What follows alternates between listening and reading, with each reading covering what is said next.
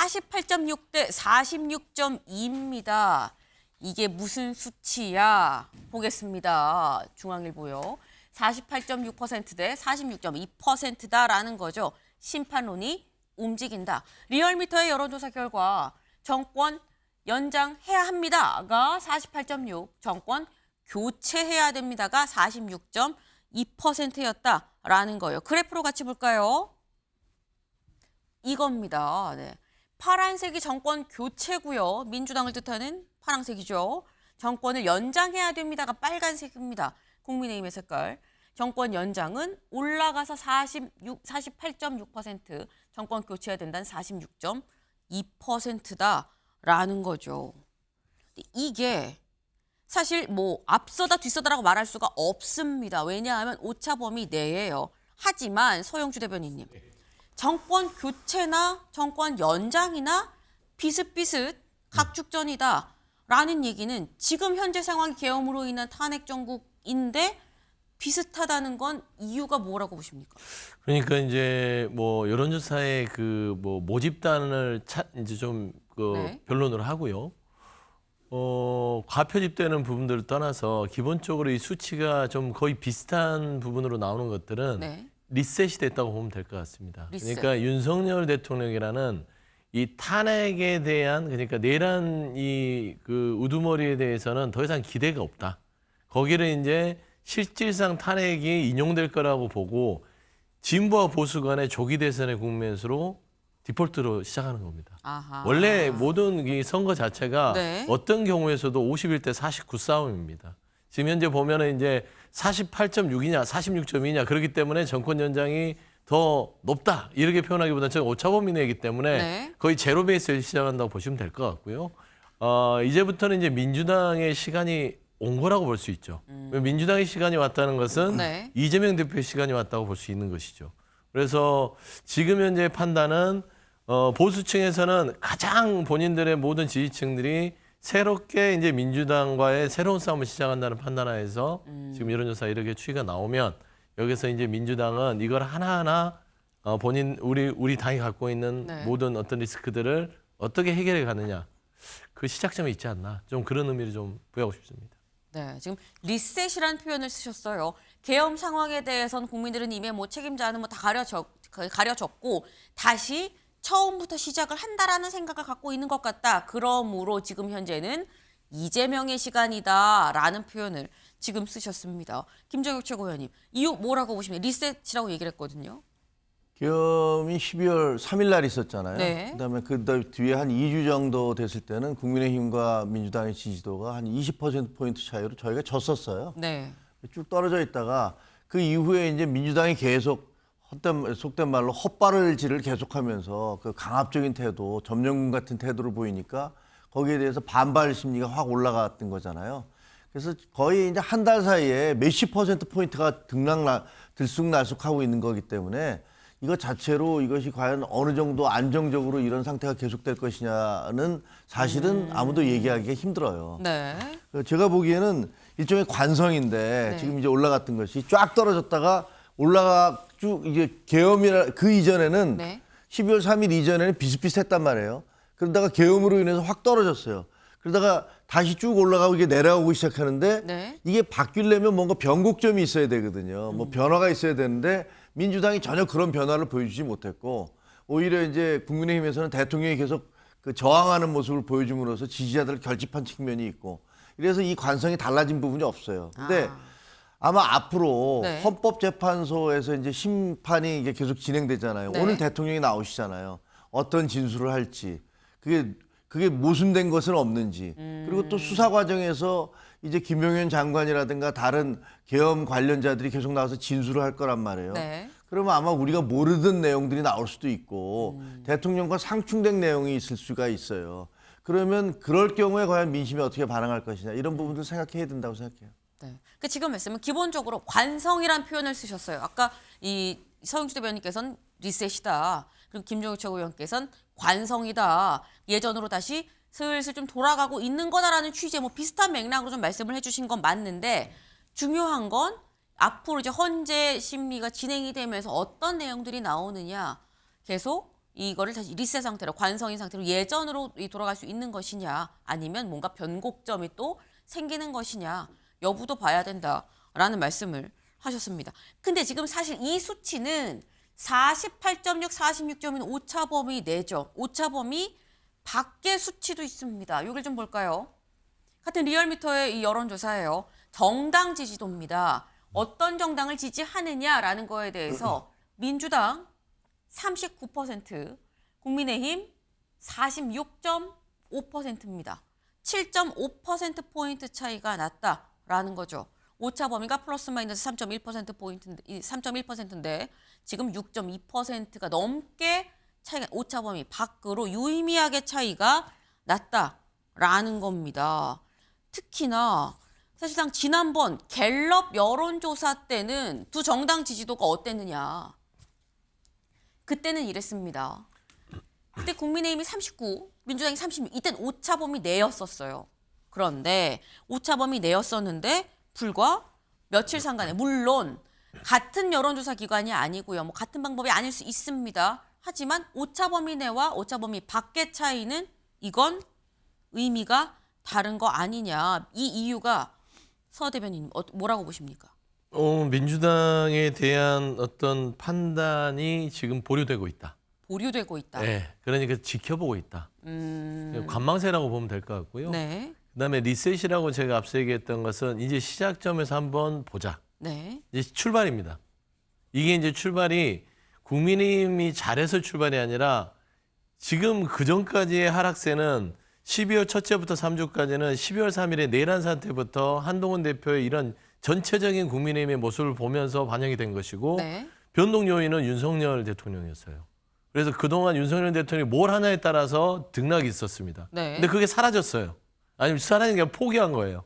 이미 이분은 끝났구나. 네. 더 이상 기대할 게 없고 살아돌 것 같지 않기 때문에 이제는 보수와 진보의 조기 대선 국면으로 가는 것이고 그러면은 과연 이제 진보 보수를 빼고 중도층에서의 움직임을 보는 게 좀 주요할 건데 네. 중도층의 한 44%가 보류를 지금 하고 있습니다.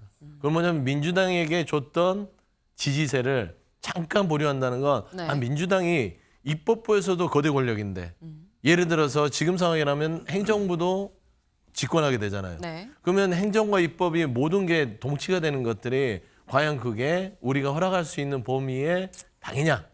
라는 고민을 저는 중도층이 하고 있다고 봐요. 네. 이럴 때는 입법부인 민주당, 특히 거대 야당인 민주당이 행정부와 입법부 자체가 하나로 뭉쳐지지 않고 분리되고 네. 공정과 상식과 원칙에 대한 예전에 예를 들면 민주당이 가지고 있는 자산이 있지 않습니까?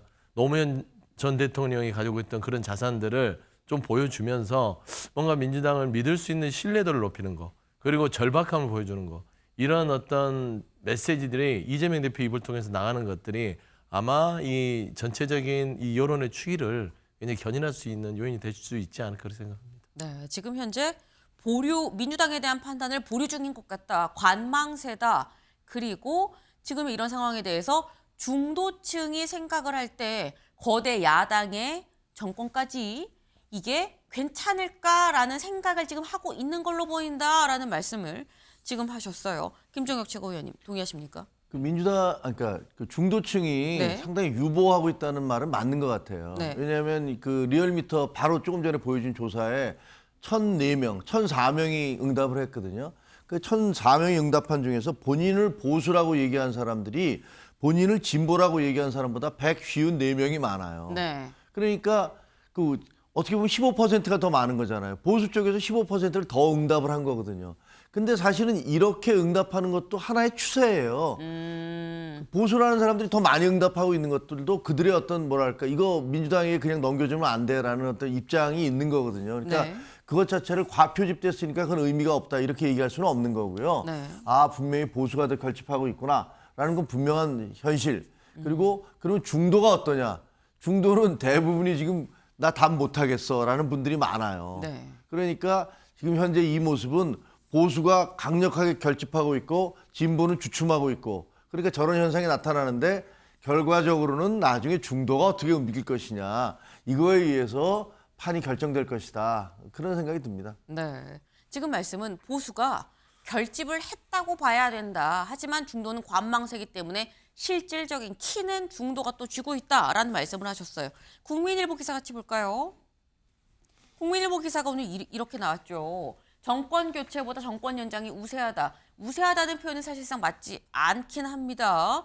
지금 정권 연장, 정권 교체, 이 오차범위 내에서 있는 상황인 건데 비슷비슷한 이런 상황, 이거 결국 보수가 결집한 거 아니겠느냐라는 게 국민일보의 해석이에요. 그리고 실질적으로 이 김종혁 최고위원께서도 보수가 좀 결집을 한 것 같다. 더 많이 보수가 응답을 한 것 같다라고 지금 말씀을 지금 하셨는데 보수가 결집했다는 거 중앙일보 같이 볼까요? 법원 난입, 카톡 개헌 반발, 태극기 부대 젊어졌다라는 제목과 함께 여기 보겠습니다. 네. 뒤집힌 여야 지지율 그 중심엔 2030 이란 물음표가 지금 붙었죠. 네. 지금 여기를 보면은 지금 현재 2024년 12월 첫 주와 2025년 1월 3주 차 이 둘의 이 차이를 지금 보고 있는 거예요. 20대 응답자와 30대 응답자 수가 다르더라라는 거죠. 지금 나오고 있는 이 여론조사에 20대 응답자와 30대 응답자가 전에는 응답을 안 했었던 사람들이 더 많이 응답을 하고 있다. 2030인 것 같다라는 중앙일보의 분석을 좀 같이 담았습니다. 근데 제목이 법원 난입, 카톡 개헌 반발 뭐 이런 얘기들이 좀 같이 있어요. 태극기 부대 젊어졌다. 네. 지금 이 얘기가 나오는 이유가 앞서 서부지법 난동 상황이 난동 사태죠. 난입 사태입니다. 난입 사태. 저희가 어제 90명을 체포했다 말씀드렸는데 그 90명 중에서 66명 구속영장을 신청을 했습니다. 물론 이 신청한 구속영장에 대해서 검찰이 얼마나 청구를 할지 법원이 얼마나 발부를 해줄지는 보긴 봐야 되는 거긴 합니다만 상당히 많은 수를 구속영장을 지금 신청을 했다라는 거. 그리고 이 중에 46명은 2030이더라라는 거죠. 그럼 이 얘기는 서영주 대변인님. 네. 지금 중앙일보는 2030이 보수 쪽으로 많이 결집한 것 같은데 그래서 이런 여론조사가 나오는 것 같은데 라는 취지의 지금 얘기예요. 동의하십니까? 그러니까 이제 우리가 이런 그 착시 현상이라고 하죠. 이제 여론조사는 추이를 보는 것인데 네. 민주당 내에서도 이런 이 여론조사 높이 나온 거를 보수의 집결이나 과표집이다. 그 말은 맞습니다. 과표집은 맞는 것 같고 여론조사를 저도 들여다보면 당연히 지금 현상에서는 이 보수층의 특히 극보수층들은 절대적으로 응답에 열심히 응합니다. 따져보면은 서부지법 가서 저렇게 때려 부수는 사람들이 극지지층인데 네. 그 기다렸다가 하루 종일 응답 안 하겠어요? 하죠. 끝까지 하면서 할 텐데. 그리고 예를 들어서 지금 2030이 태극기 부대 젊어졌다고 하는데 서부지법 난입에서 저런 형편없는 일을 하려면 힘 좋은 애들이 해야 되잖아요. 근데 저는 보통 젊어졌다 하면 좋은 이미지인데 네. 앞에 보세요. 법원 난입, 카톡 개헌. 젊어지면 뭐합니까? 그러니까 물리적 나이로 젊어진 거는 의미가 없어요. 아주 멋있게 젊어지는 게 아니라 형편없이 젊어졌기 때문에 이거 뭐 젊어졌다 해서 그 의미 부여를 하는 그 기사들에 대해서는 젊어졌으니까 태극기 부대가 이제 세대 교체를 하나 그것도 아닌 것 같고 일시적입니다. 최근에 김민전 의원이 백골단이라고 칭하는 젊은 친구들을 데려와서 기자회견을 했죠. 그 맥락이에요. 어떤 역사인식이라든지 사회에 대한 전체적인 어떤 조금 인문학적인 소양이 없이 그냥 유튜브라든지 하나의 편향적인 생각을 가지고 이런 식으로 법원에 난동을 부리는 사람들. 네. 그게 젊은이라고 해서 뭐 대단한 건 아닌 것 같고요. 그래서 저는 지금 현상 자체가 왜 제가 일시적이라고 평가를 하냐면 이런 2030 세대들이 열심히 뭐 유튜브, 그다음에 전화응답, 그다음에 뭐 SNS 이런 거 열심히 할지 모르지만 결국은 대한민국 시스템에 영향을 줄 수 있는 그런 뭐 중심이 되는 젊은 친구들은 아니기 때문에 저는 좀 뭐 젊은 친구들한테 할 말은 아니지만 의미 없는 젊은이들이다. 네. 그렇게 말씀드리고 싶습니다. 지금 이 서영주 대변인의 말씀은 모든 젊은이를 통칭하는 게 아닙니다. 일부를 두고 이제 하신 말씀이 하지만 어쨌거나 이 국민의힘을 지지하는 2030이 늘어났다고 하면 거기에 대해선 글쎄 일시적인 현상이지 않겠느냐라는 말씀을 하셨거든요. 김 최고위원님. 일단 새벽까지 거기서 버티고 있다가 그리고 또 그 법원의 담장을 넘을 수 있을 정도의 체력이 있는 사람들이 젊은 사람들밖에 할 수 없는 거죠. 그거 거기 보니까 70대 한 분인가가 잡히셨더라고요. 네. 그 연세 드신 분들이 그 하루 종일 시위를 하고 그 추운 날씨에 밤새 있다가 새벽에 또 견디다가 들어간다는 건 제가 보기엔 말이 안 되는 거고 그러니까 네. 당연히 젊은 분들이 많을 수밖에 없는 거 네. 물리적으로 그런 게 하나 측면이 있고요. 그리고 생각해 보면 지난번 그 대통령 선거 때 네. 2030 남자들이 누굴 지지했죠? 윤석열 대통령을 많이 지지했어요. 그랬다가 그분들이 그 이후에 이제 김건희 여사 문제라든가 네. 또 통치에 있어서 여러 가지 한계들이 드러나면서 이탈을 했던 거라고요. 네. 근데 그런 이탈을 했던 분들이 되돌아왔다. 되돌아오는 거죠. 이번에 민주당이 보여주는 점령군 행태를 보면서 특히 제가 아주 그 젊은이들을 자극시켰던 게 민주파출소 그리고 카톡 계엄 이런 거 같아요. 아니 뭐 민주파출소는 본인들이 뭐 아예 파출소를 운영하겠다는 겁니까? 거기에다가 카톡에 대해서도 무슨 제한을 가겠다 그러니까 젊은이들 입장에서 보면 이거 도저히 난 참을 수 없다라고 생각하는 거죠. 네. 지금 조금 전 유튜브에서 질문이 하나 올라왔습니다. 보수가 결집한다고 하는데 보수만 결집하는 겁니까? 그럼 진보는 결집하지 않는다는 거예요? 라는 질문이 올라왔어요, 서 대변인님. 그러니까 지금 현재 상황에 있어서는 이제 과표집이라고 제가 말씀을 했는데 과라는 것은 극단적인 응집 현상을 얘기하는 겁니다. 그러니까 이번 이 여론조사에 있어서 우리가 적극적으로 많이 응답을 해서 뭔가 여론조사의 추이를 바꿔놓자라는 어떤 의도가 들어갔다고 얘기하는 걸 과표집이라고 얘기하는 것이죠. 그러니까 이제 진보 측의 결집이 없느냐, 좀 나름대로 상대적으로 봤을 때는 느슨해졌다고 볼 수 있죠. 네. 그러니까 응집력은 덜한 것이고 이미 어떤 게임은 끝난 게 아니냐. 라는 조금 당연함과 절박함은 진보 측의 어떤 응답자들은 좀 떨어질 수 있어요. 그래서 그게 뭐 진보의 결집은 왜 없냐라고 뭐 궁금해하실 수는 있으나 네. 상대적으로 이 그 과표집된 보수층, 특히 지금 보는 젊은 친구들이라든지 극우 어떤 지지층들의 과표집보다는 그걸 뛰어넘을 수는 없는 상황이다. 그렇게 좀 분석하면 될 것 같습니다. 네. 지금 과표집에 여기서 과라는 건 의도적으로 의식적으로 뭔가 흐름을 좀 이렇게 변화를 주기 위해서 결집이 된 걸 과표집이라고 나는 표현을 한 거다. 거기에 좀 생각을 해봐야 된다라는 말씀을 또 하셨습니다. 아까 저희 구속영장이 청구된 66명 표 같이 볼까요? 네. 90명 중에 구속영장이 청구된 66명. 여기에 대해서 저희가 2030이 46이다라는 말씀을 드렸었는데 3명은 유튜버입니다. 유튜버. 이 66명 중에 3명이 유튜버더라라는 거예요. 그러니까 이 현장에서 같이 이렇게 유튜브 생방 라이브를 하던 사람들도 같이 좀 체포가 됐다. 안으로 이제 어쨌든 불법 침입이 된 거기 때문에 체포가 됐다라는 건데 근데 다음 기사를 좀 볼까요? 권영세, 내란 선전 고발된 유튜버 10명의 설 선물 논란입니다. 물론 여기서 말하는 이 유튜버 10명과 지금 이 구속영장이 청구된 이 3명은 달라요. 다릅니다만 이 상황을 봤을 땐 김종혁 최고위원님. 네. 국민의힘 입장에선 국민의힘의 지지율 어떤 지금 현재 올라가는 상승 추세가 유튜버 덕도 있다라고 생각을 하는 건가라는 생각이 들 수 있는 부분인 거거든요.